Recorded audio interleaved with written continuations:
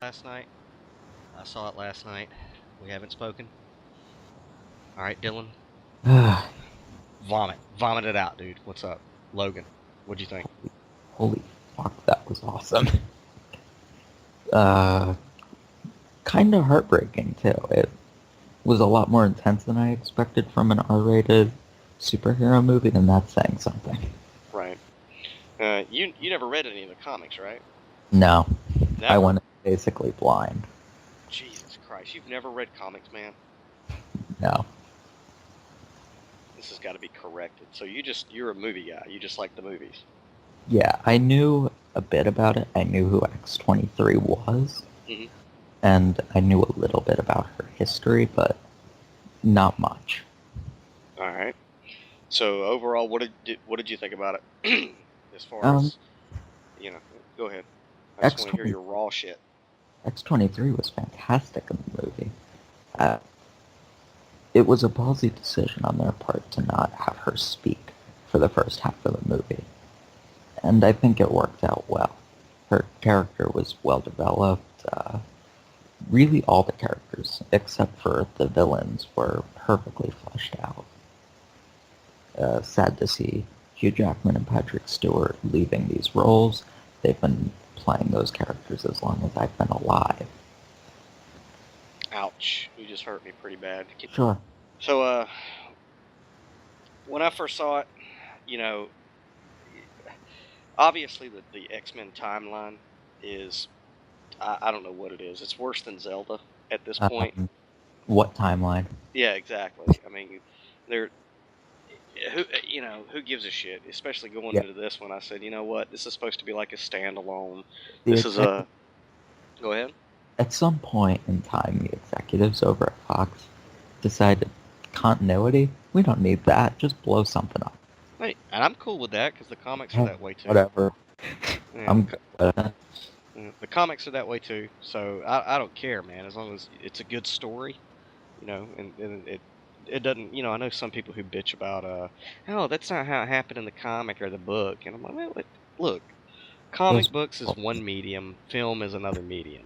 You ain't got to do it exactly the same way. It's two totally different universes.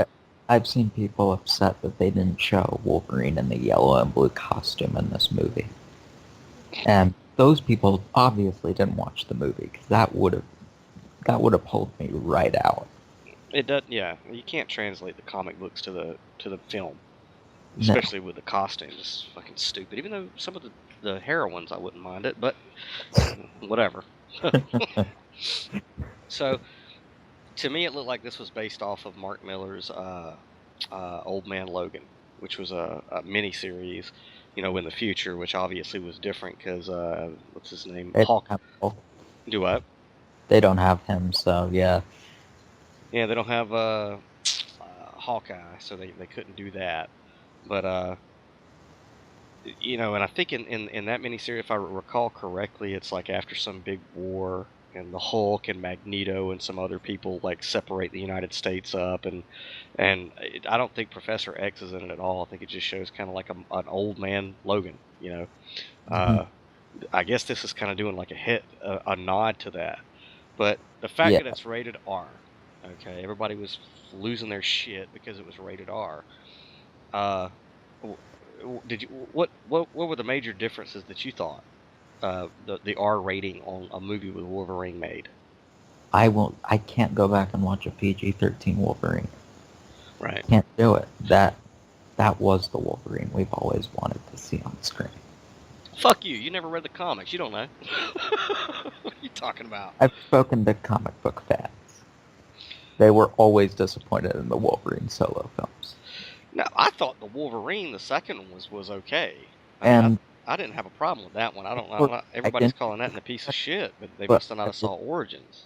I watched the animated series, and this Wolverine is very different from that Wolverine.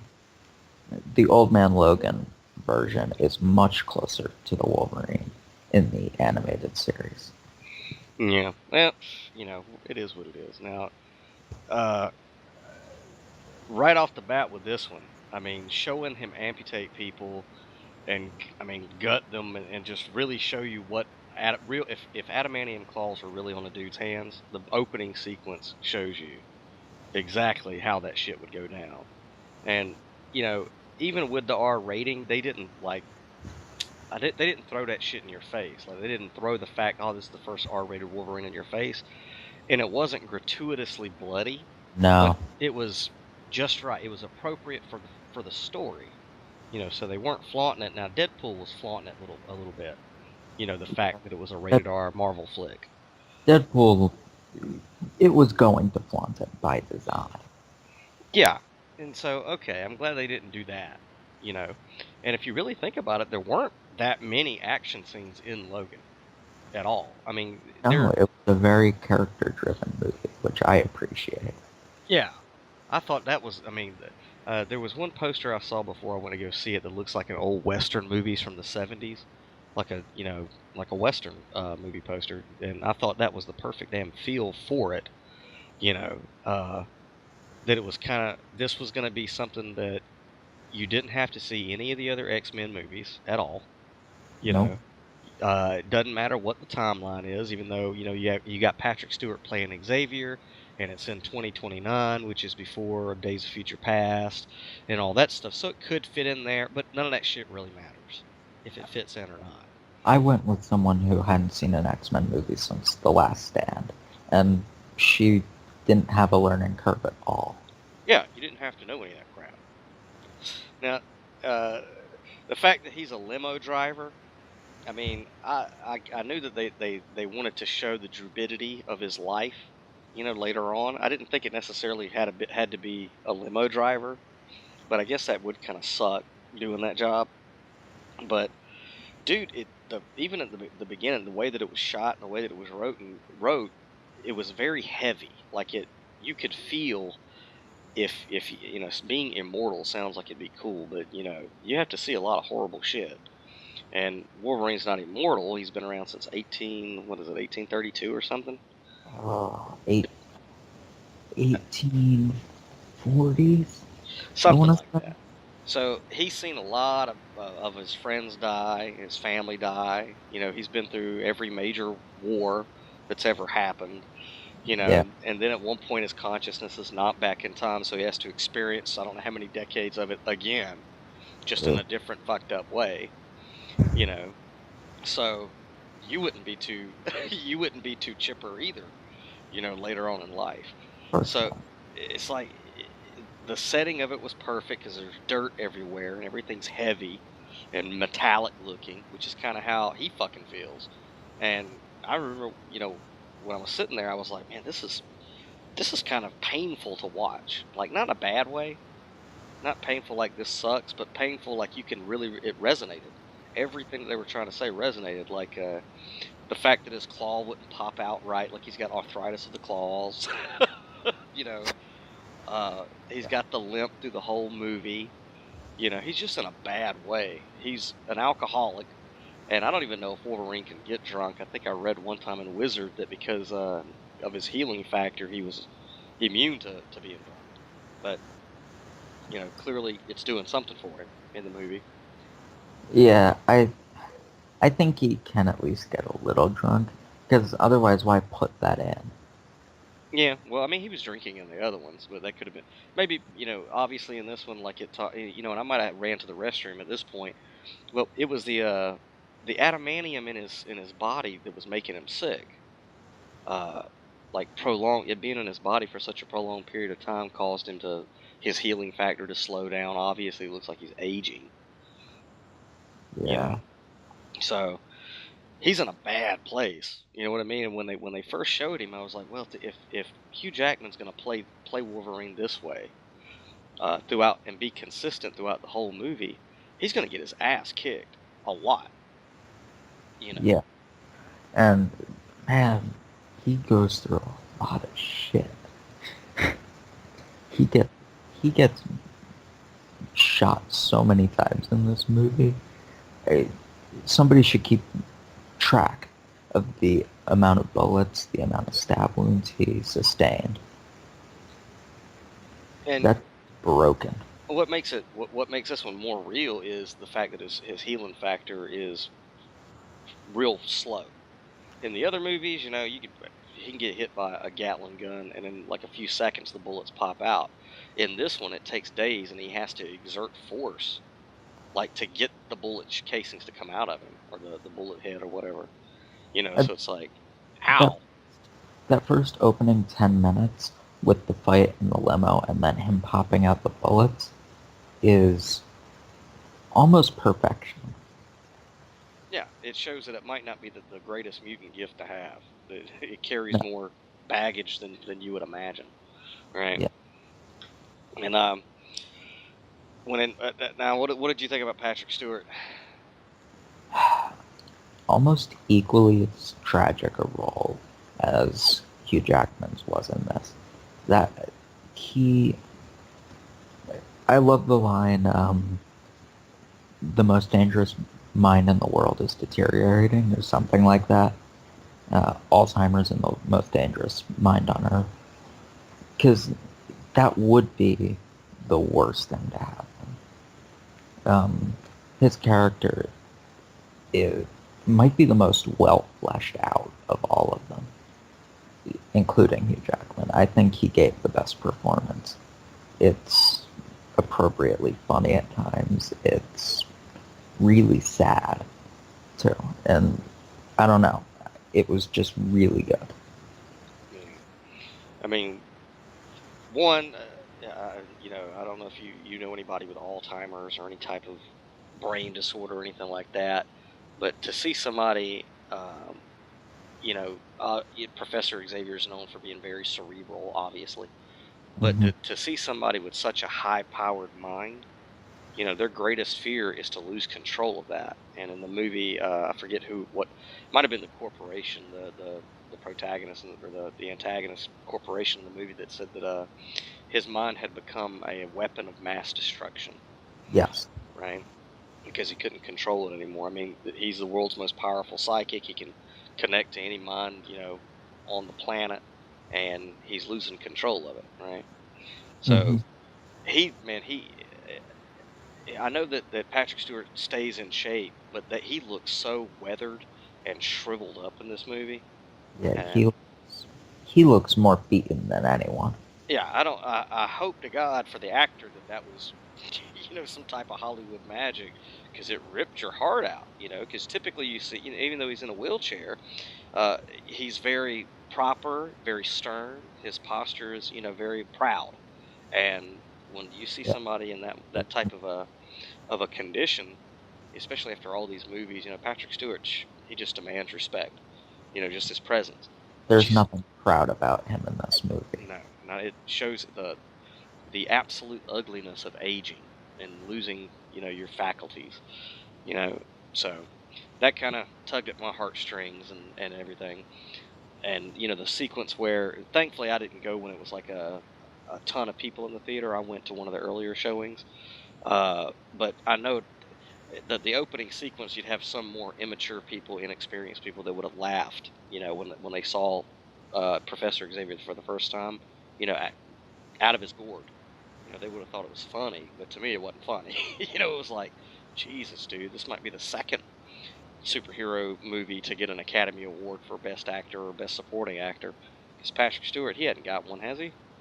No, I don't think he does. That, Let me look that up, but I think you're right. I don't think he has an Academy Award yeah, yet. give that guy an Oscar for this one. Give that guy Yeah, an Oscar I for this. completely agree with that. I'll admit, at first it did get a little chuckle out of me until I realized what was actually going on. Yeah, and and then with the medication, almost forced medication. You know what I mean? And it's like that sucked, because I know people in that situation too. It's like they know that the medication's poison. They don't want to take the medication, but they haven't found another way to deal with whatever it is that's going on with them to not have to be enslaved to that. So they that's there, and I want to talk about that a little bit more when we get into X-23. But He does, I just looked it up. He does not have an Academy Award. okay, well, they need to go ahead and throw him one for this one. Yeah, and Throw him Hugh one for this. Jackman while you're at it. Yeah, Marvel needs one of those under their belt.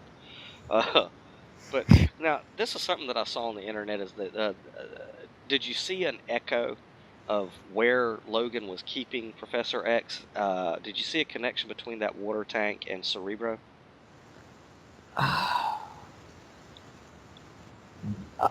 The inside, a little.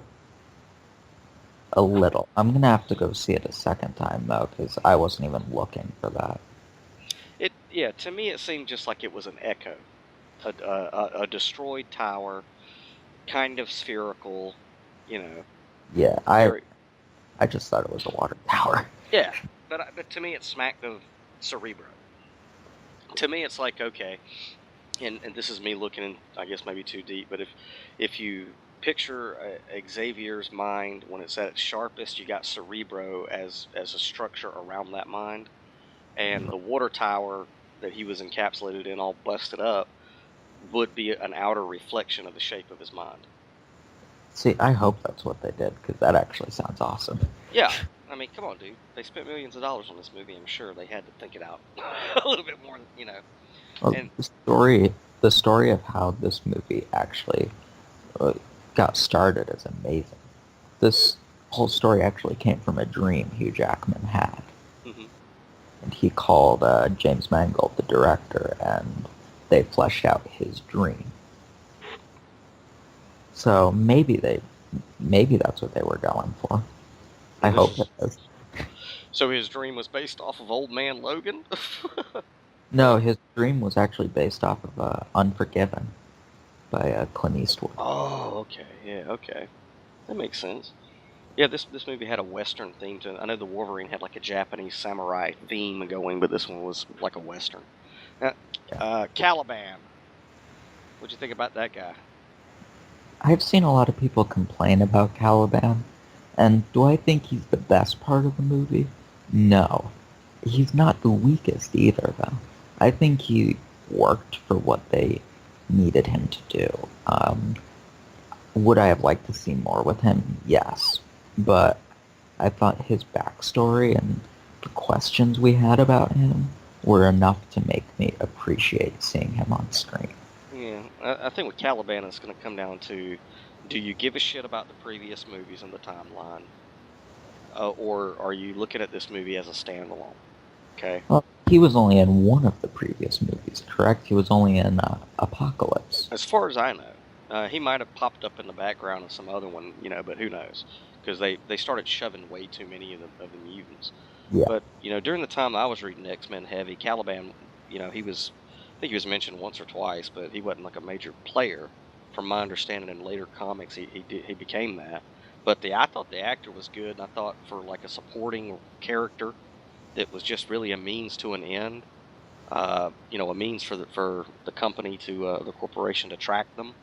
Like, okay, that works. Yeah, he was fine for what they needed him to do. I still would have liked to see a little more of him. And something that I heard another critic say that I thought was a good point with Caliban is, if you notice the mutants that were in this movie, because obviously this is in a time period where no new mutants have been born in 20 years or so. No, not 20 years. I think it was like 6 years, I think. 6 years, something like that. Because the end of Days of Future Past hmm was 2023 when Wolverine was sent forward and he saw all the X-Men in the mansion grown up. hmm I believe that was in 2023. Yeah, but I'm pretty sure that they said 20. It had been 20 years since one was born, so you'd still have a shitload of mutants around that time to get to Logan. That it would have just taken them a minute to realize, oh shit, there's no new ones being born. But Fair. either way, you're living in a future where there's just a handful of mutants, and what I liked about that was even the mutants that it did show weren't physically highly exaggerated. No, Caliban was actually also very cerebral. Yeah, Caliban was like the only big other mutant that you'd see, but he could have passed for a human that was just an albino. So, it wasn't like you've seen in previous ones where you got swords sticking out of your arms, or like the guy with the porcupine dude from Last Stand, which I thought was stupid. Um, So Colossus. you know, so it none of the mutants were physically, distracting from the drive of the tone of the movie. You know what I no, mean? yes, I do. All right, so X-23. Now, I'm gonna tell you, dude, X-23. Whenever she first came out, I think her first appearance was like in Wolverine and the X-Men, and like a cartoon, an animated series. I never saw it. I think I saw like one episode of that. So she wasn't really supposed to be a major character until a series called NYX came out, it was under a different Marvel label where they could deal with more mature stuff. And so her first appearance in comics, I believe she was a prostitute. Uh, and of course she wasn't the same age as she is in the film, but she's in her early 20s. Um, and she was a mute, and she was working as a prostitute, like in New York. Um, and the minute that I read that story, because there's an image of her cutting herself exactly as it shows in the film, I fell in love with that character. Because in comic books, sometimes they'll do like a female version of a male character just to catch the female audience for merchandising. Yes. You know what I mean? Like Batgirl, who gives a shit? Not a very well written character. Honestly, Wonder Woman is not a very well written character in my opinion. Sure, she was like the first female whatever, but that still doesn't. Great, you get that landmark. I'll give you that trophy. But a Wonder Woman comic book versus a Black Widow comic book, which one's going to have more depth? What do you think? You know, much rather read a Black Widow than a Wonder Woman. But X-23, if you don't know about the character, you go, oh, it's just a female Wolverine. They had to do it. But her actual story goes way beyond that, and it was very well written out. The fact that now in the comic books, there's another program. It's not the Weapon X program, and it's not this company in Logan, but it is some type of government thing that is making clones of Wolverine, and all obviously X-20 or X-0 through 22 they all fail. And the scientist working on that project figures out that, well, you actually have to take the DNA and artificially inseminate it, in order for it to be a success. So the scientist that's splicing the DNA of Wolverine actually becomes Laura's mother. And in the comics, they're using her as an assassin. And when Wolverine goes into his berserker rage and he loses memory and whatnot, for X-23 she doesn't have that same thing. And obviously she has her memory, but they use a scent, a trigger scent that they put on a mark. And if she comes in contact with that scent, she just goes fucking ballistic, And so she's very, very well written out in the comics. And so she was a character that I wanted to see in a movie, but not if they were going to fuck her up. They had to do her right, okay? And so when I first saw the first teaser trailer that came out, and I can't think of the girl's name. Daphne Keane? Yes. Okay, when I saw that chick in the first teaser, I said, that better be X-23, because she's got the expression and the demeanor of a young Laura.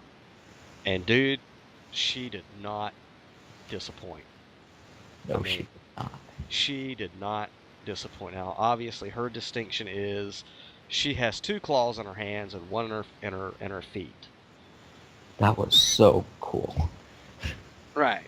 And Patrick Stewart, or Professor Xavier, makes the statement about why that logically works in comparison to cats or felines, like tigers and stuff.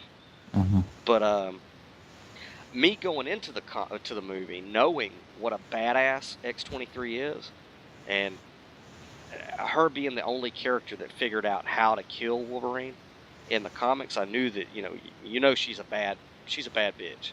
I mean, she does like martial arts where where so she's doing flips and everything with these adamantium claws. She can gut a lot more people in different ways than a 5'2" little stocky Wolverine can. Yeah. And I knew that going in, and I was like, okay, I know that she's a bad bitch, and you don't want to get anywhere near her when she's about to go berserk. But what I thought was absolutely brilliant is all the other people in the audience who didn't know that going in, okay, how were they going to be introduced to the fact that she's a bad bitch? Like, she's a blender, a giant blender that will Ginsu a gang of dudes in like 2 seconds. And how they did it,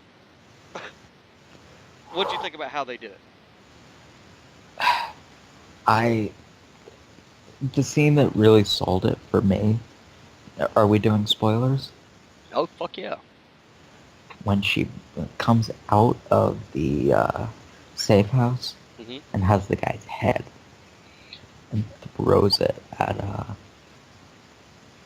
can't remember his name, Donald Pierce. Palmer. Pierce. Close.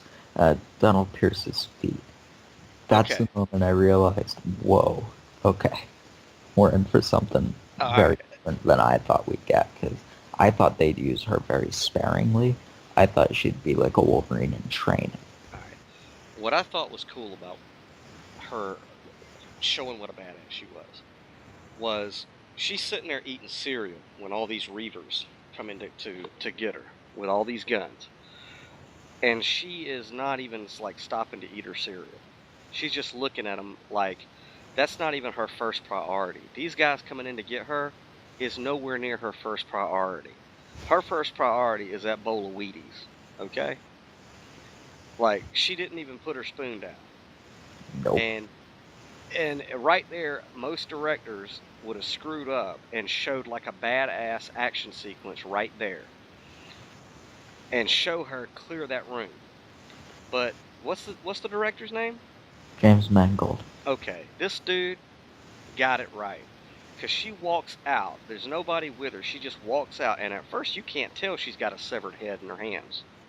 In the trailer, that same scene, everybody thought she had a head in her hand, but she didn't. See, I didn't know she had a head in her arms until she rolled it at the guy.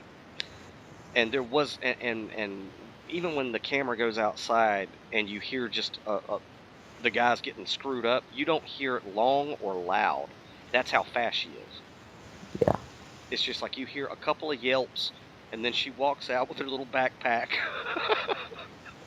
and a severed head. And I will say, you know, the guy who played Donald Pierce, I thought he did good as his character, but I didn't think he was a big villain, which that worked out too.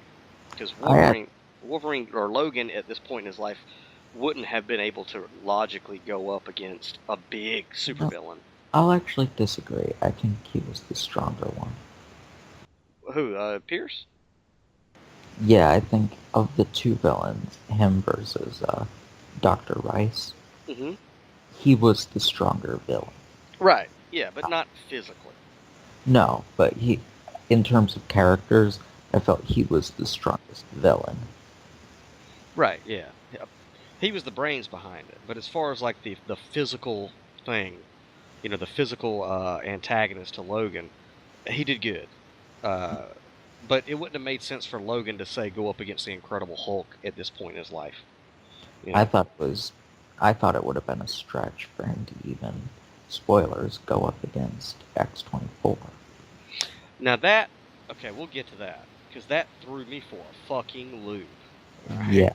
That was the thing the reason I hadn't been watching any spoiler videos or whatever. Well, they hadn't shown that in any of the trailers, so bravo to them for keeping that quiet. Yeah, because and I'm not gonna shit on Superman versus Batman or Batman versus Superman or whatever. But we'll fight if you do. Huh? We'll have to fight if you do. Hey, it was what it was. I mean, what did people expect? You know, I don't know. I had qualms about it, but I didn't think it was the piece of shit everybody said it was. You know, I don't. Whatever. Qualms too, but I love it. But anyway, But so yeah, the whole X-23 thing was her opening, her introduction was fan fucking tastic. I thought she was great. Okay. Yeah. Um, now I don't know if you caught this or not, but when I think that the nurse's name Gabriella that got X-23 or Laura, whatever, out Yes. of the facility. Uh, what was it that you noticed that the filmmakers were trying to make a statement with what was going on with this transgen company? What did you pick up on any of that, or did you?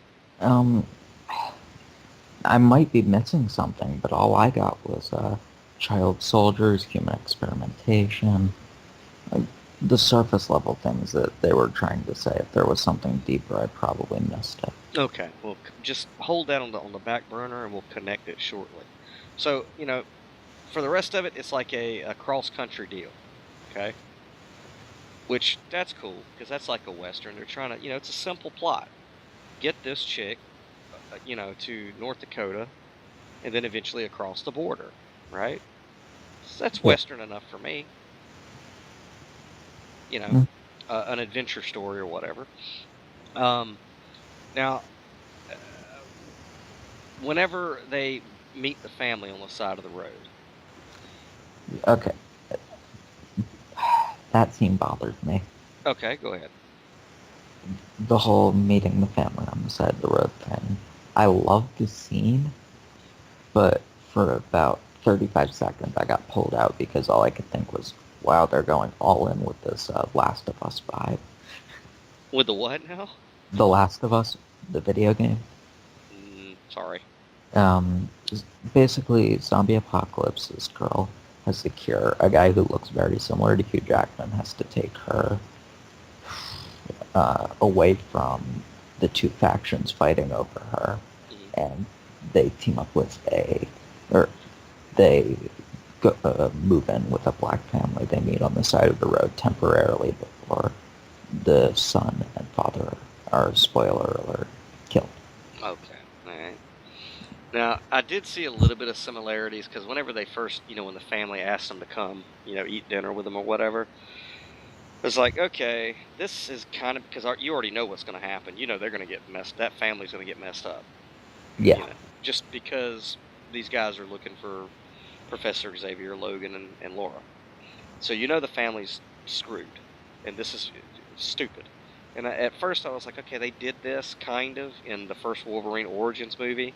A good country family takes in Logan, and then it doesn't end up so good for them. But let's ignore that movie. Let's. I, I brushed that off real quick because I was like, all right, I'm just gonna pretend that one didn't exist. Okay. All right. I think everybody did that. Just that one, no, it didn't exist. Uh, so I knew that the family was gonna, get their clocks clean, right? And if you went into the movie, you knew that Patrick Stewart's Professor Xavier was not gonna make it to the end of the movie. You knew that. Okay. yeah, we were all pretty sure. Yeah. Well, I mean, whenever you saw in the trailer with Logan and Laura burying somebody, it's simple math. 3 - 1. Patrick Stewart's gonna die. Okay.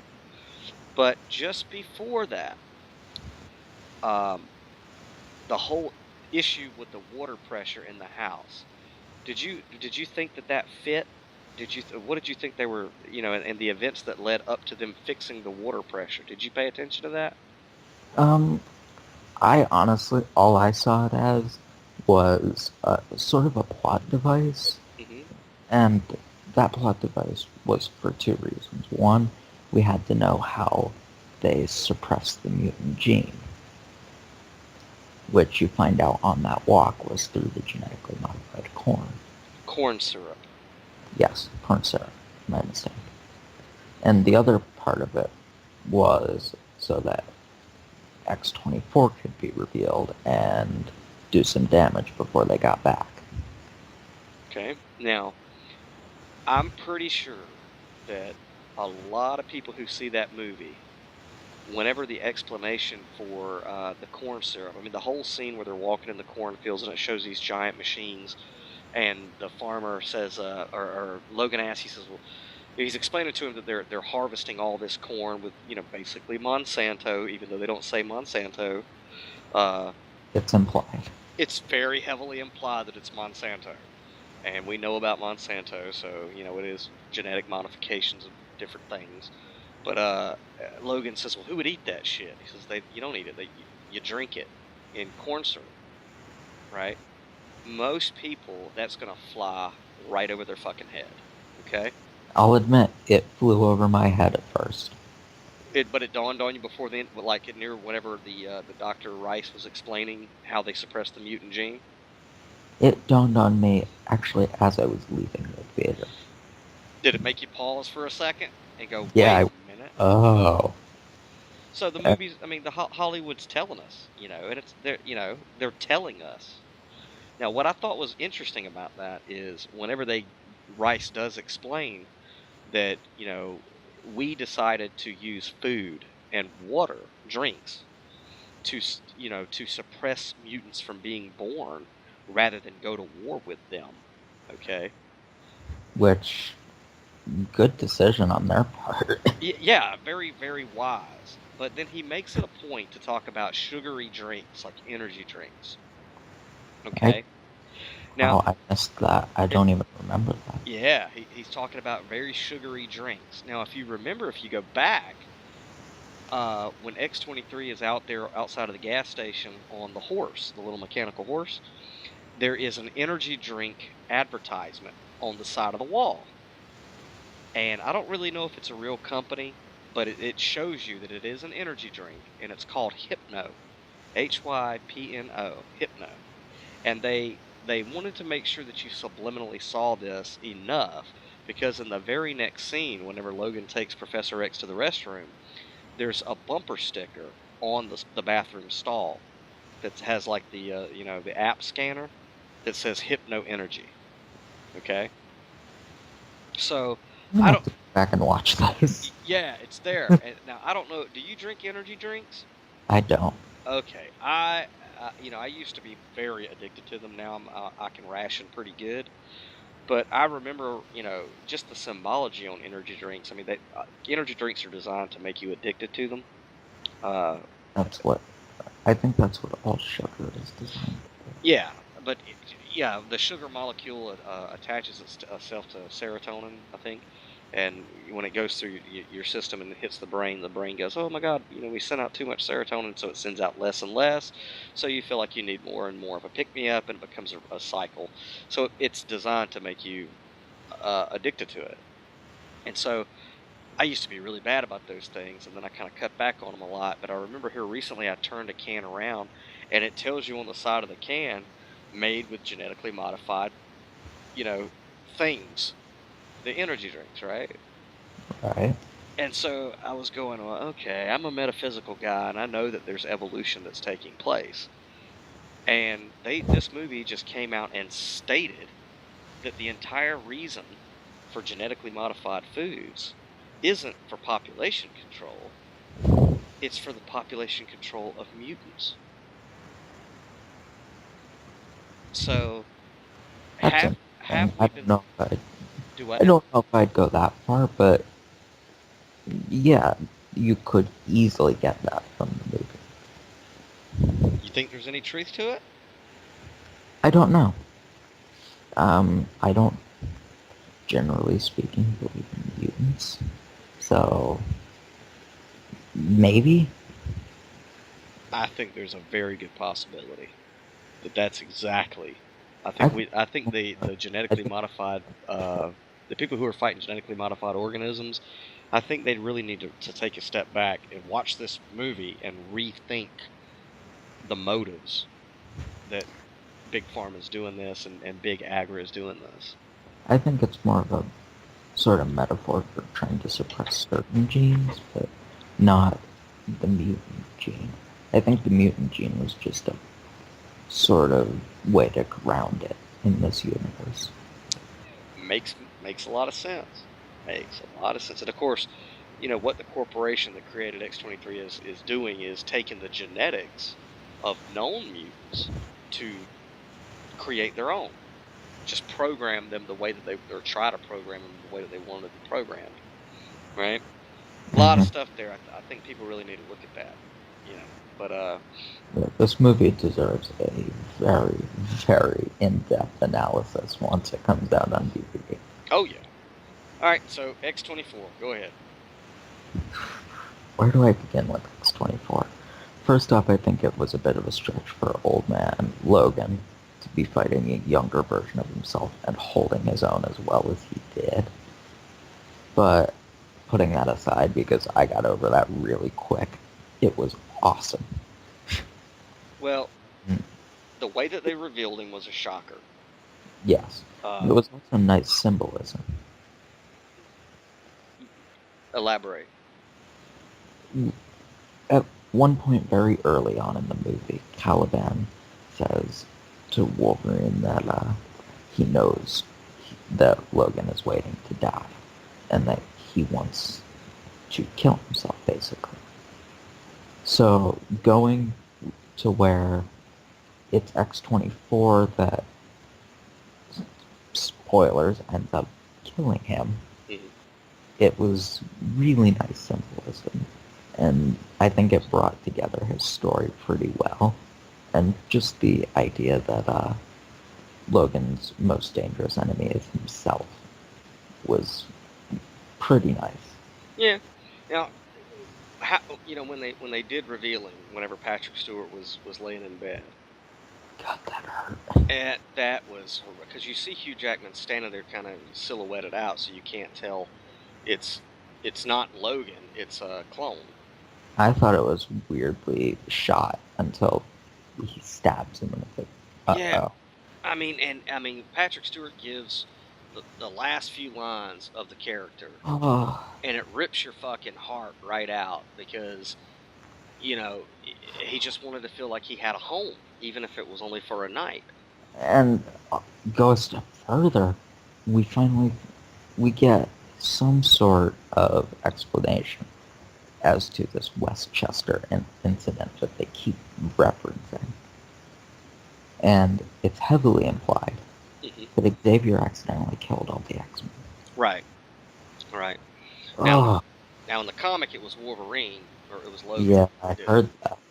But yeah, it heavily implies that all the other mutants at the university or the academy were wiped out by his brain disorder. But dude, the whole speech rips your heart right out of your chest because y- you know. And then, and then James Mangold proceeds to stomp on it when Hmm. Hugh Jackman comes in and says, "It wasn't me, Charles." Yeah. Whenever the clone X-24 puts his fist on Xavier's chest, and you hear the claws snap into his fucking chest, I thought for like a second Logan did it, to like put him out of his misery or something, like it was a mercy killing. Like, okay, Uh, well, Now, as soon as the claw stabbed, I knew that they weren't going to go that route. I, and when the camera showed X-24, a younger clone of Logan, then I was like, oh, okay. But for that first second there, that shit, I knew that Patrick Stewart his character was gonna die in the movie. I knew so that, but I just figured it was gonna be from old age or something. I didn't know, he was gonna take one in the chest. I didn't. Wow. I No, that hurt. Yeah, and see, okay, I forget which Terminator movie it was where old Arnold had to fight, young Arnold. Me too, I think. Yeah, I would say that it smacked of that, but it It, did it I've so seen much a lot. fucking better. I've seen a lot of people make that comparison. But Logan did it so much better, so much better. We're going to be saying that a lot throughout the movie or throughout this review with a lot of comparisons. Yeah, I mean it's a patchwork movie. There's a lot of elements from a lot of different things, and they're like the whole reference to And to it does almost all of the things it sets out to do better than anything before it. yeah. This should be considered. It should be considered its own thing. It should be the Dark Knight, like somebody said. It's the Dark Knight of the Marvel universe. I'll They put it, nailed it. at this point, I put it at my third favorite comic book movie ever made. What's your other two? The Dark Knight at number one, and my more controversial pick, Man of Steel, number two. I don't see why that's controversial. That's all right. Everyone I've talked to said Man of Steel is garbage, and I don't, for the life of me, understand. I didn't like the character of Superman until Man of Steel came out, so I don't know what their problem is. But But we can what? do a whole Man of Steel discussion. Another. So, what I thought was cool was you're right about it didn't make any logical sense for an old man Logan to go up against a younger Wolverine or clone of him, and so they didn't mess that up because No. when he does come in contact with X-24, he gets the shit ripped out of him. No. Not the first fight. The Well, the first first fight fight he's preoccupied. was very evenly matched. Well, in the first one, talking about the farmhouse, he's a little preoccupied. He's over there with Stewart. No, but I mean, once he gets out of that, Mm-hmm. and then they fight, and I can forgive it because Wolverine was pissed, but he was winning that fight, and that bothered me a bit. I thought the second fight was handled a lot better. That's what I'd expect from a really old, withered Logan versus a Logan in his prime. Right, right. Now, so near the ending of it, we find out that, or throughout the whole thing, Logan doesn't believe, that Eden exists, this place that Laura wants to get to. I love the symbolism there, too. And so, because it was the coordinates from an old X-Men comic book, which I thought was also cool, is that they did the comic book within the comic book. I thought that was very well done. I did, too. I read some people had a problem with it in the trailer, but I couldn't see why. I mean, in a world of merchandising, you have these superpowered mutants saving the world on a regular basis. There's going to be a comic book written about them eventually. Yeah, and I guess I get why people were hesitant about that because I remember when Wes Craven's New Nightmare came out, which was supposed to be a movie within a movie. That was stupid, and there's been a few that's been like that, and it's like it was just a marketing ploy. But and they didn't push that too far. They didn't push No, the they comic book thing too mentioned far. it. Yeah, I mean it was there. It was a plot point, but it wasn't like a huge deal, you know. So Yeah, that it was was subtle enough.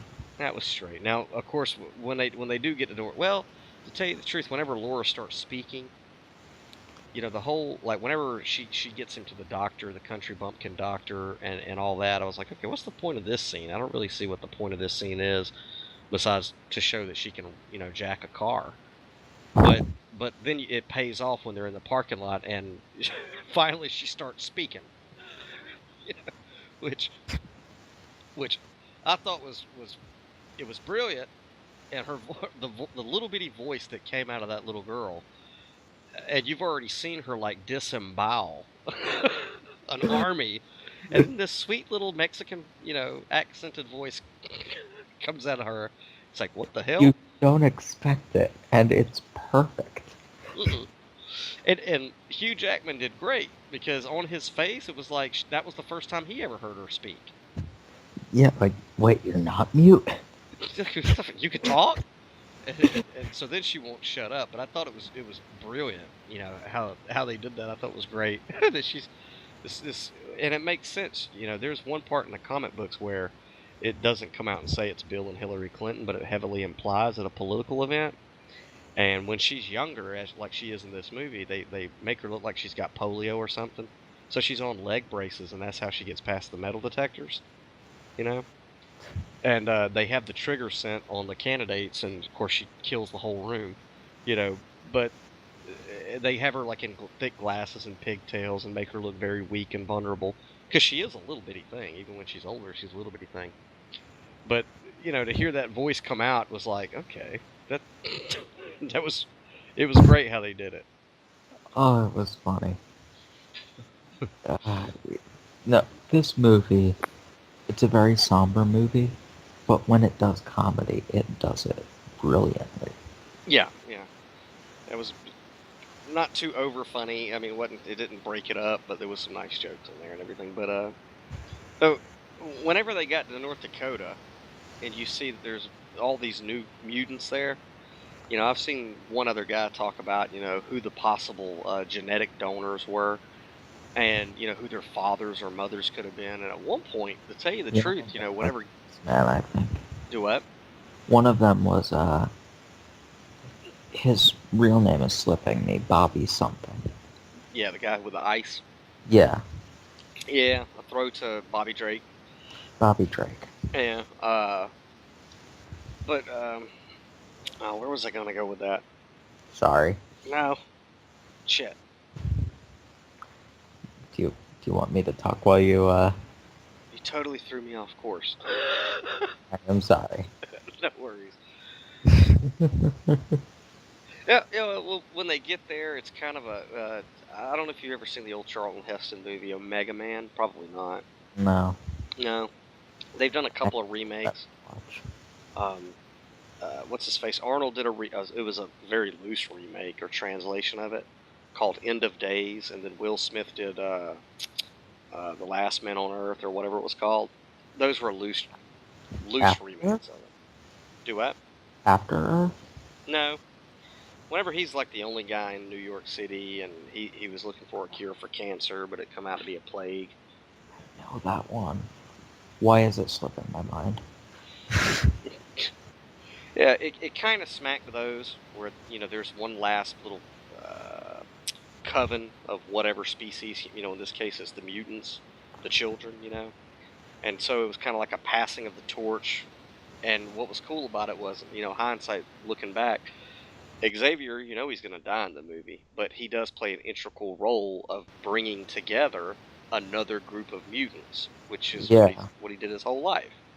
Yeah, You know, no. It was awesome to see a new group of mutants. I thought she was the only one left. I was really happy to see some of those other kids survive. And they were all really cool. yeah, they were.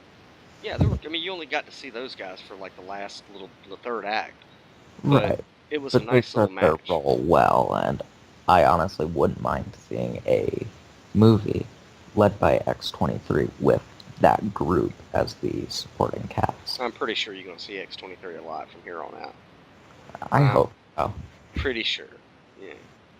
Uh, that'd be all right with me. But whenever they like the Gabriella lady was explaining that X-23 in essence is Logan's daughter. I mean, genetically she is. Yes. Um, and so you lay that whopper on him. But whenever Patrick Stewart at one point in the movie, before he gets killed, obviously says, "Does she remind you of anybody you know?" To me, I thought that he was trying to say it was a hybrid of Jean Grey's DNA with his, because if you kind of look at that, the actress, what was her name again? Keene, Daphne Keane. Daphne Keene. She kind of looked like her eyebrows anyway, kind of looked like Jean Grey's from the other X-Men movies. Did you think that for a second or no? No, but I see your point. I think you're reading a little too much into that scene, though. I think he was just trying to be funny. Mm-hmm. But that would be really cool if she was actually the daughter of Wolverine and Jean Grey. Yeah, I mean, and it never like follows up on that, and I probably was reading into it, but the girl does look like what's her face? I can't think of her name right now either. The only actress I know who plays Jean Grey is the one from Apocalypse, Okay, Sophie Turner.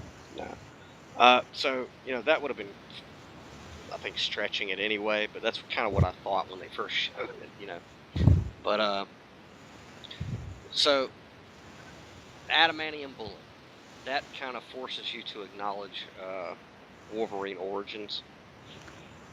Oh, Yeah, and that's painful. I don't want to acknowledge that movie. yeah, I just explained it away like, okay, in whatever reality this is, he got one too. So, Well, okay, so I have a theory. X-24 isn't dead. The adamantium bullet passed through him. In the other movies, or in X-Men Origins, it was lodged in Wolverine's brain, was it not? I don't know. I think it might have hit the like the adamantium exoskeleton. Um, I think it might have. Yeah, I think that's what like causes memory loss, but it didn't actually go into his brain. Yeah, but I think it has to be lodged in to stop the regeneration. So I think the villain for the next movie will be X-24 in some fashion. I don't. Well, you're gonna have to have Hugh Jackman, right? Yeah, which would probably stop them from doing it, but at some point I think they'll bring him back because, come on, he's not dead. They blew past his skull. He can regenerate from that. Well, But earlier in the film, he had like a severe facial thing, and Dr. Rice had to give him that booster. right, it'll take time for him to heal, but he would have healed still. I will But see. they could do what they did in Rogue One. I haven't seen it, so keep your mouth shut. Okay, I Sorry, thought you had seen it. not yet. No. So I mean, you get to see like at the end of it, I was glad to see. Okay, if they're gonna play it consistent and Logan is like limping and you're not gonna get to see him in total berserk rage, but the whole booster medicine gave you 30 to 60 seconds to get to see Logan at his best fighting like a Wolverine with X-23. So you get to see the X-23 Logan fight combo. Even if it's only it was they saved it for last, and in comparison to other superhero movies on a scale of epicness, this was very, very low. Okay, I mean they had fucking Wolverine on top of a nuclear power plant in the first one, fighting a guy with laser beams from his eyes. That's a little fantastic. The Silver Samurai is a giant robot, essentially. That's a little fantastic. But this was really brought back down to earth, where it's a special forces team. Okay, so that's more doable. You know, and how they paid it off, and it was only like a few seconds, but I thought it was worth it. And at that point, I was like, I didn't really think that they were gonna do what they did at the end until the very last scene, which Yeah. is, you know, Logan dies. Obviously, after the fight, Logan has sustained way too much to where, it's now you know why Hugh Jackman wanted to end it with this one, which is he dies, and it was perfect the way that he did it. Like the last line was, "That's how that feels," you know, and that sounds like a throwaway line or a smack from The Dark Knight Rises. Whenever Catwoman disappears off the roof and Batman says, "So that's what that feels like." But this is more. It has more meaning to it because he's seen No, so many people die. that hurt real bad to see Yeah. him go. Yeah. It, it's. I said it right after the movie. I knew there was no after credit scene. We just sat there though. But I said, I'll say it again. It really is the end of an era. Yeah, it is. Because shit, I was like your age when he first filled the role. So it's And like, it was a fetus. yeah. But and then when Laura starts screaming, "Daddy," I Oh God. that was rough, dude. You know. Oh, I didn't cry, but my heart was hurting. Yeah, and then she didn't even. Well, what I thought was funny is obviously at the end of it, she quotes the movie that her and Professor X were watching at the hotel, which is Shane. You know, she has nothing else to say at his grave. I mean, that's the only powerful thing, that she because it was Is it wrong that I found that a little funny? it was a little funny, but it was also sweet It because was. she was learning during that scene in the hotel, and that was the only way she could convey what she was feeling at a funeral. And I thought it was funny that Professor Xavier was buried on the side of the road near water, and then it shows the guys or the kids, the New Mutants or whatever, burying him near water, and it's like they both have unmarked graves, like most of your unsung heroes or whatever. And when she took the cross and turned it into an X, I didn't actually know I there. didn't either. I didn't know that there wasn't going to be an after credit scene. I didn't Uh, know. Okay. I didn't realize it was an X for about 3 or 4 seconds. Yeah, she does the X. Yeah, I thought that was cool. But I did not know that there was. I assumed that since it was a Marvel movie, there was going to be an after credit scene. Okay, and this is the first Marvel movie I've ever done this at. Whenever it says Logan after it shows his grave, I got up. My mom was in her wheelchair. She went with me, and left the theater before I could see an after scenes credit, because right then when it shows his grave and it was done, I said there should not be any more, and I don't want to see an after scenes credit. Well, when we were sitting there, the person I went with said, "I'm surprised there wasn't an after credit scene." And I said, "What could you have followed that up with?" Yeah, yeah. I mean, Wolverine's hand coming out of the fucking grave, that would have ruined the whole movie. Oh God, I would have been so pissed if they Yeah, did. you know, but I didn't, and like I said, I didn't know. Now I did when I got home. I Googled, is there an after credit scene or whatever. But as far as the experience of sitting down watching that movie, I did not want to see any more than a pan out from his grave and then the title. That's it. That was perfect. You know, I wouldn't have minded seeing them get to Eden to see if it was real or not, but I can't complain with how they ended it. No, not at all. But maybe it's just me. I wouldn't have minded a little bit more of that, more closure with her. Yeah, well, I mean, like I said, I haven't since the whole universe reboot of Marvel. I haven't read anything, but from my understanding, she's the only Wolverine in the new universe. So, but um, I don't know what they're gonna do after Age of Apocalypse with the main X-Men deal. Um, they are currently filming a X-Men movie about the Dark Phoenix Yeah, I'd heard that, and I'm cool with with that. with the working title X-Men Supernova. I, Yeah. if I'm not mistaken, it's going to be directed by Simon Kinberg, who produced this, wrote the script for Days of Future Past. Okay, that won't be too. Well, I don't know. I don't know where they're gonna go with the whole franchise, but I do I think know that they better somehow incorporate X-23 into their fucked up timeline. I think I'm going to go a completely different route. I think it's time to reboot. Really? You don't think that First Class was a reboot? Yeah, X-Men timelines was so screwed up. Yes, it was a reboot, but now that they've lost Hugh Jackman, he was the center of their universe.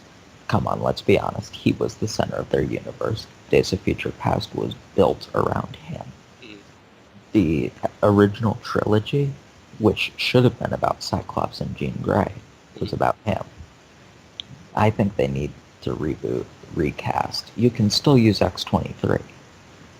You can still keep her around and maybe do something as an offshoot of this, but I think for the main universe, it's time to reboot. Well, whatever they choose to do, I don't know. They just, They've I never. really want, I want I, to see some more X-23. I do too. They've never cared about timelines though, so I think them keeping the Daphne Keene X-23 around would still be possible if they rebooted.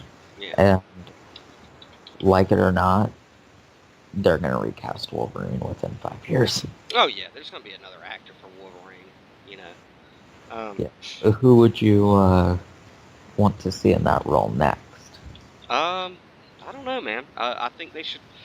There's no big names that I could see replacing Hugh Jackman. I think if they're going to do it wisely, they should do like they did with Hugh Jackman and cast an unknown. I'll So give it's you I'll give you two and see what you think, if you know, if you want. all right.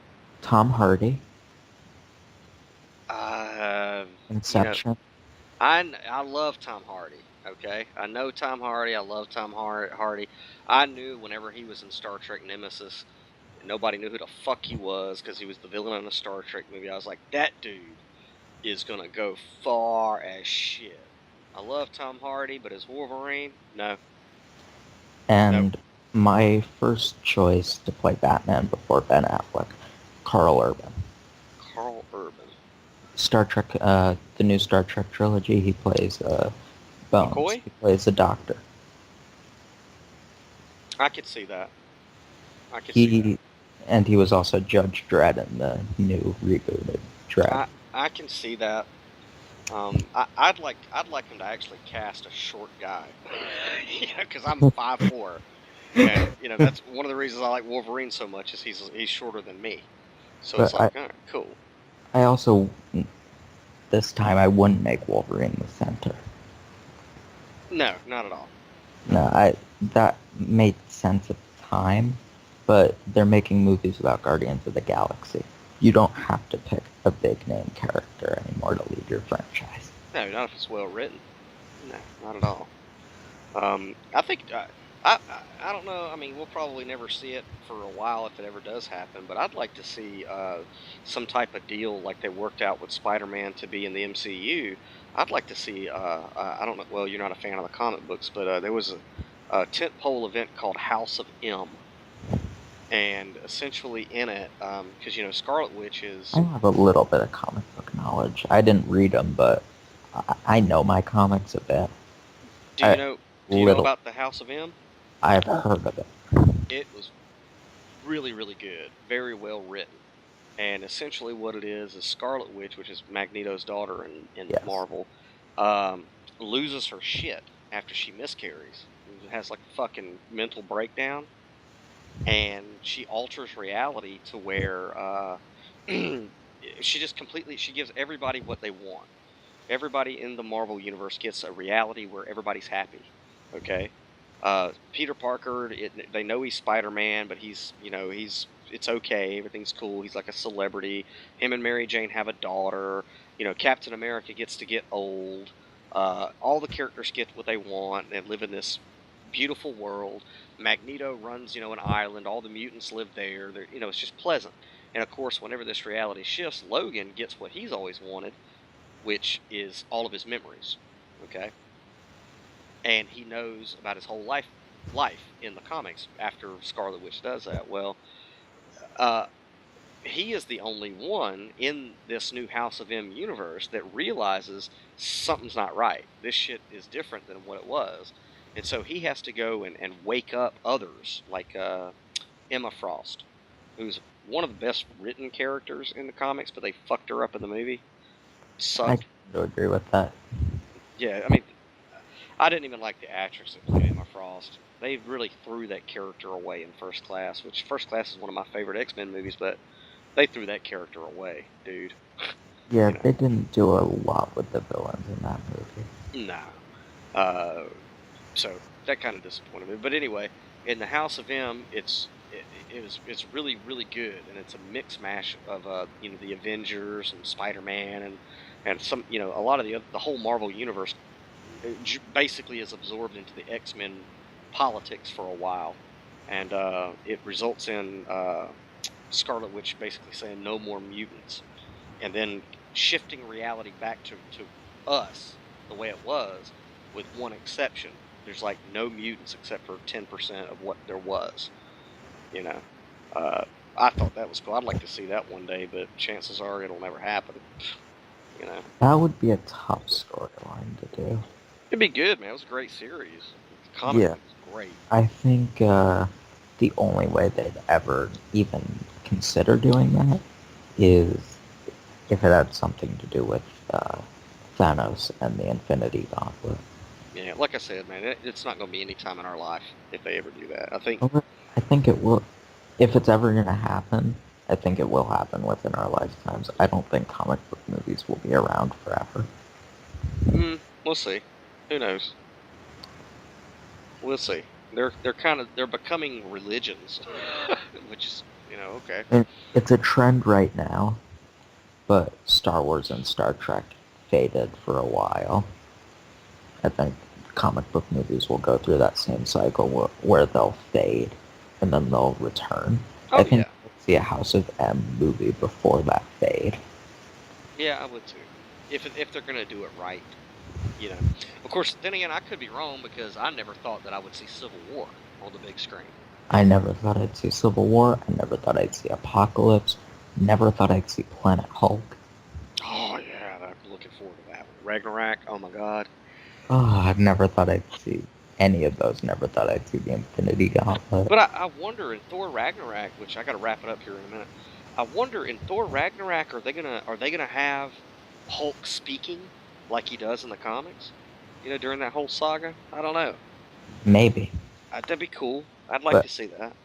I also never thought I'd see Doctor Strange and Black Panther. Doctor Strange, man. Wow. That Wow. was visually stunning. Yeah, we'll have to talk about that one another day, man. Even though it's Yeah. on DVD now, Blu-ray now. So, Well, we can do an analysis of it. are you gonna go back to see Logan? I will be, yes. Yep, at theaters. Yeah, I've got people who still want to see it with me, and I want to see it again. So. Yeah. Yep. Yeah. I know. Whenever I got out, it's a draining movie to watch because it's hard to watch some of those the characters that are in it. It was heavy. It's I a was heavy telling movie. I was telling you before we started the review. I'm so glad we didn't record this last night because I couldn't Yeah, it was draining. begin to think of what to say. Yep, that was a good one, man. Logan's last run. It was worth it. Thank you, Hugh Jackman. Thank you, Patrick Stewart. Yeah, Ryan Reynolds. What did you think of the Deadpool trailer, by the way? That was awesome. Yeah, Deadpool. That's crazy. It got a few chuckles in the room. The person I saw it with went, "That was stupid. Why did they put that there?" Shit. I don't know. I never was really a huge fan of Deadpool when I was reading comics, but I thought the movie was hysterical. Yeah, Fox has about a 65% success rate with these movies. Yeah, I think after Deadpool and I think with Logan, they're tapping into what we want from that universe.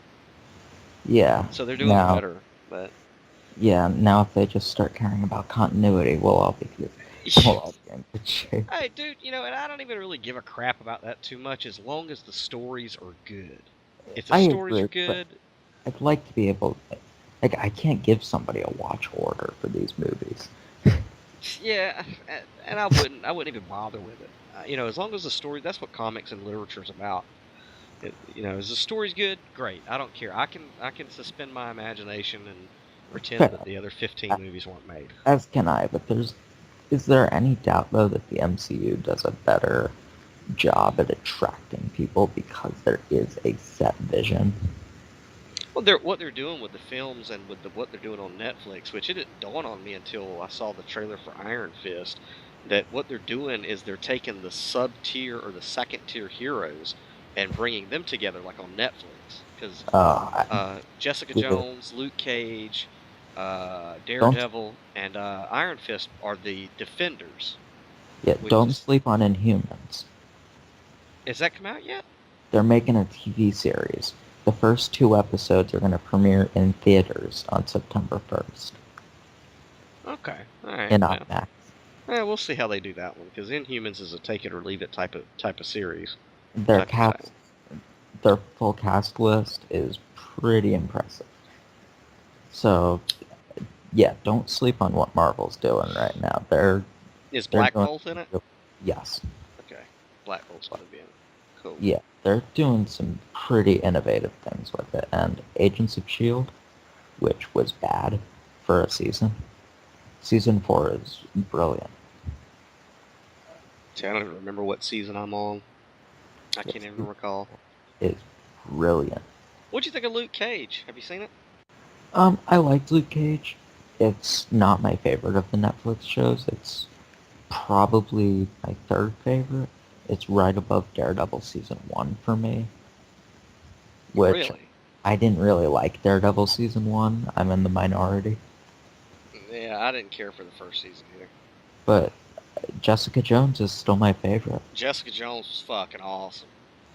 And, that was cool how they did that, because she's not a huge fucking hero in the comics. She's relatively new. Yeah, and David Tennant's performance as the Purple Man. Purple Man? You talking about the villain? Yeah, that's his name in the comic. Kilgrave. Kilgrave. Isn't he the Purple Man in the comics? I don't know, because the only time I ever read about Jessica Jones in the comic is whenever she was, it was after her and Luke Cage were married and had a kid, so she wasn't really doing that much in the comics.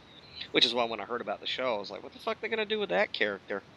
But then I gave it a shot because I thought the lead actress is a cutie pie. I was like, She okay. is. Oh, yeah.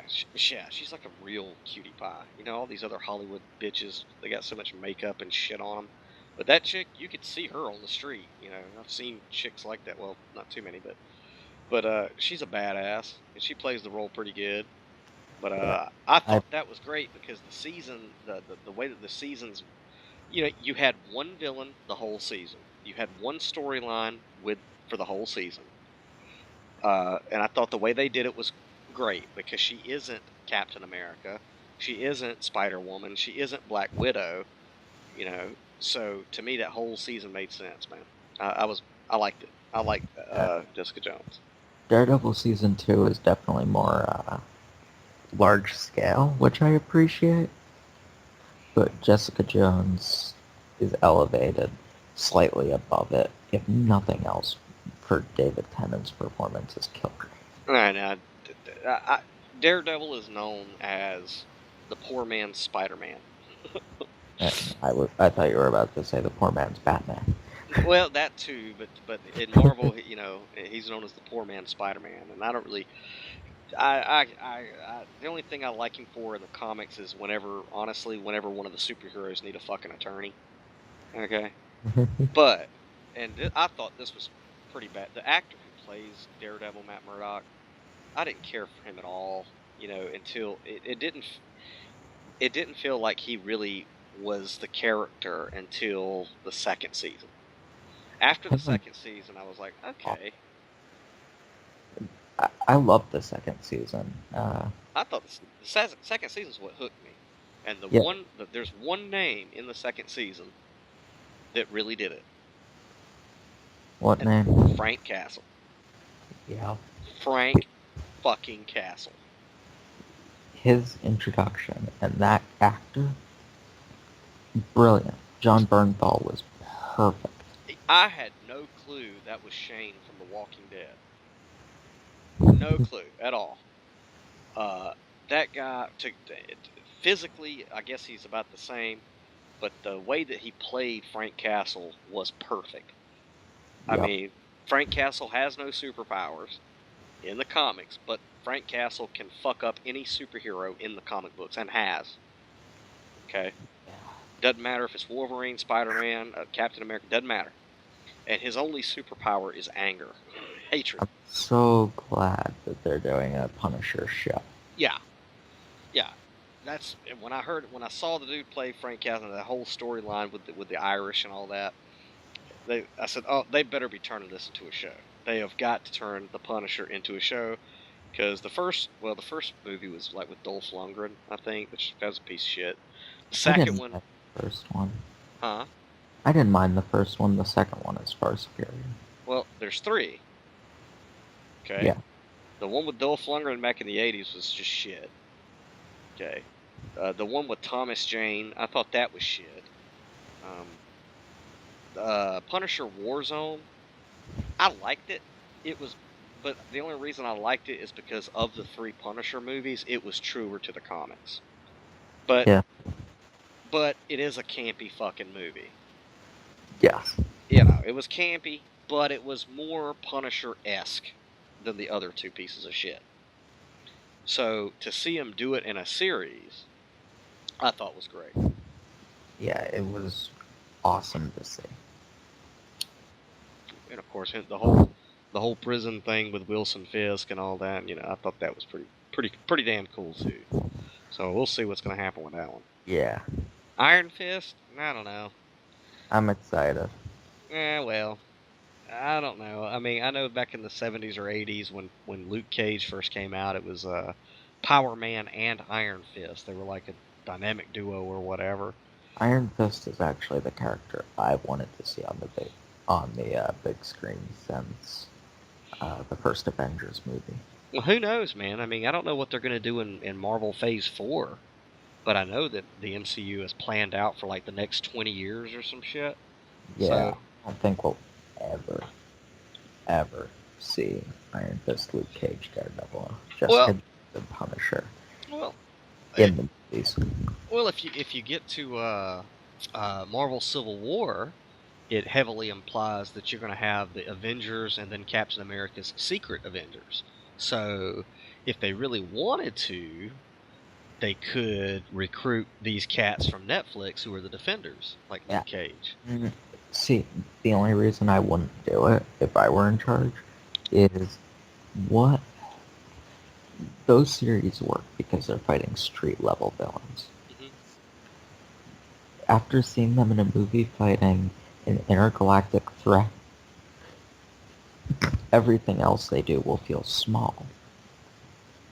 Well, I mean, yeah, but see, then Doctor Strange comes in and changes the whole game up. Well, Doctor Strange, yeah, he changes everything in the Yeah. MCU. And yeah, Doctor Strange is going to add a different element. With bringing in the multiverse is going to be that. I mean, they're not going to be able to really expand upon that until after they beat the shit out of Thanos. You know, after the Infinity Gauntlet War, that's when I think they're really going to utilize Doctor Strange, because I'm pretty sure Robert Downey Jr. is getting tired. I And think we're gonna lose Robert Downey Jr., we're gonna lose Chris Evans, and I'd say there's a 50% chance we lose Chris Hemsworth. which, okay, I mean, Yeah. I think we lose Thor, Iron Man, and Captain America in okay. Infinity War. And that would fit, because Captain America gets assassinated in the comics after Civil War. Yeah. I'm surprised they didn't do it in this one. An alcoholic narcissist superhero. Well, that was Tony Stark. And now it's Doctor Strange. I know that they didn't say anything about it in the movie, but in the comic, he's an alcoholic. So, and of course, the characters of Tony Stark and Doctor Strange are very, very similar as far as, you know, they're who they are before they're superpowered. So, Yeah. and you're probably looking at Doctor Strange heading up the MCU after Gauntlet, man. And that's cool with me, because some of the best storylines are when Spider-Man and Doctor Strange cross paths. So, Just what I was thinking. I do what? That was just what I was thinking. Hell yeah. So now that you I got remember Spider-Man back. Spider-Man animated series, whenever Doctor Strange would show up in that. Hell yeah. So that's going to be cool as shit. You know, they might do a one more day. I think that was one of my favorite stories. Madam Web. Yeah, well, fuck Madam Web. She can stay wherever she's at. I don't really care for that character. I don't really care for that character. I like Moreland. I thought Moreland was a bad motherfucker back in the comics. And so when you have Moreland, you can see, if he's going to be a villain, how you could tie Doctor Strange into Spider-Man's world. They live in the same city, so. I actually think you're more of all the Netflix characters, you're most likely to see a Kingpin show up as a Spider-Man villain. Yeah, maybe. Which I wouldn't mind. I loved Vincent D'Onofrio's Kingpin in Season 1 and Season 2 of Daredevil, even though I really didn't like Season 1 of Daredevil. Yeah. Yeah, he made logical sense. Yeah. Well, I don't know. We'll see, man. We'll see. Hopefully they'll do a Black Widow solo before Scarlet bails out on Marvel. Unlikely, but I don't know if I'd even want to see it. Her character doesn't really. What would we do with her character? Actually, dude, there's a Black Widow's mini-series called The Things They Say About Her that really, really gets into her. There's a lot of good stories you could tell with Black Widow. A lot of good ones. Most people don't know the person who actually trained her was Wolverine. They'll never explore that unless they get a deal with Fox. Yeah. Which I don't see. The only deal they can get with Fox right now is a deal for the Fantastic Four. Man, they just need to leave that alone. They done fucked Fantastic Four up so many times. I'd like to see them get Fantastic Four, do a Netflix series, and then use Galactus and Silver Surfer in the movies, and the Skrull. We'll see. You know, the only that. I didn't really care for the Fantastic Four in the normal universe. The only time Fantastic Four really appealed to me was in the Ultimates. In the Ultimate Universe. That was a good storyline. But They never worked for me other than Galactus, and I really like Silver Surfer. yeah, Silver Surfer was alright. The new one, I haven't even seen it. Don't even give a shit to. Ugh. Yeah, I heard it was bad. Very bad. Complete garbage. So, alright, what's the next one you're going to the theater to see, dude? I'm actually going next weekend to see Kong Skull Island. Oh yeah, you gonna see that in the theater? Yeah, why not? Yeah, the next one on my radar is Ghost in the Shell. We can do a review on that. Just be warned, I know nothing about Ghost in the Shell. It just, well, I would say at this point, wait till after you see the feature and then get the anime. But I've been looking forward to that one. Not just because of Scarlett Johansson, but that's a big plus.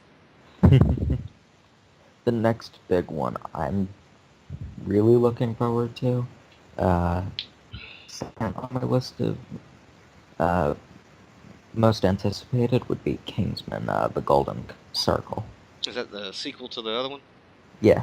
Oh, yeah, that might be pretty good. With Jeff Bridges, Halle Berry. Yeah, I have to keep my eye out for that one. Alright, Yeah. dude. Well, I'm going to run. It's time for my dinner. Alright, man. Alright, Dylan. I'll talk to you later. Alright, bye.